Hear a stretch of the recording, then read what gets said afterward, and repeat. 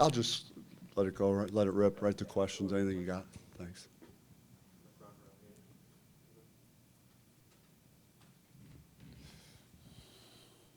Coach, what was so difficult about Iowa State forcing turnovers to handle today?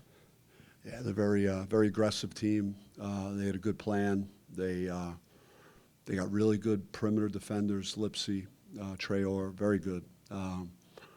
It really took the ball out of Mo Odom's hands quite a bit.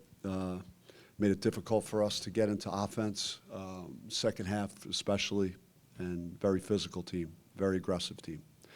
I mean, we don't usually turn the ball over like that, so you got to compliment, what they did and the commitment they had to play that end of the floor, especially in the second half. It was a tale of two halves. I mean, we were so ineffective offensively, and our offense actually was so bad to start the half that it led to their offense.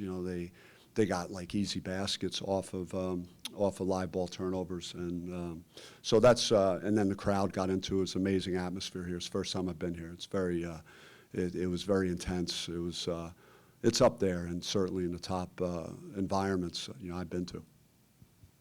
What do you and your team do now, looking towards the postseason, and how do you react from a loss like this? Yeah, we have a lot of scars. We battle scars. We've these kids. I really have enjoyed coaching them. They give me what they have. We need to figure out a way to put together two halves. We even in our Kansas win, we're up 40-20 at halftime, and they cut it to 2 in the second half, and we're able to push back and win our previous game. But we struggled. We had a lead of 8 at Baylor and couldn't finish that game. And at UCF, another game in the second half, we couldn't finish.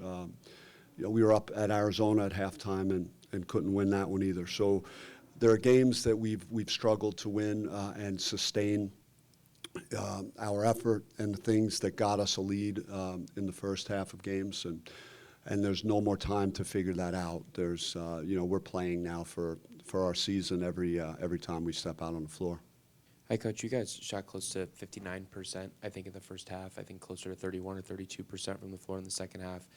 Aside from their ball pressure, forcing turnovers, how much do you think, or what did they do to force some missed shots? I think what happened with our shooting, the fact that we kept throwing the ball to them and they were laying the ball in, and then the crowd got into it and we lost our lead and they were surging, then you start putting even more game pressure on you, and that snowballs everything and it impacts even the shooting piece.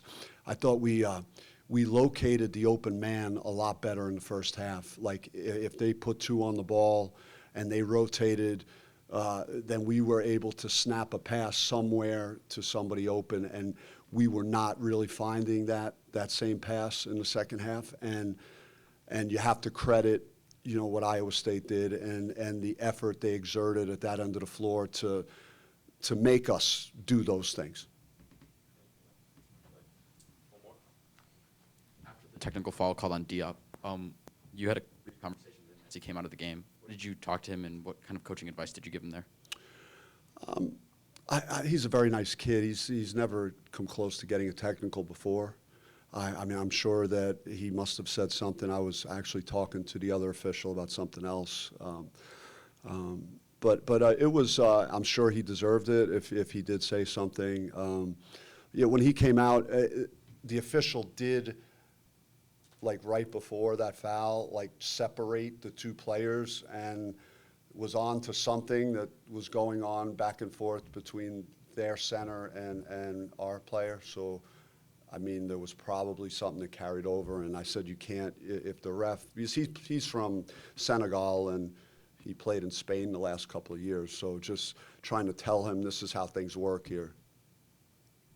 Good. Thank you. Thank you.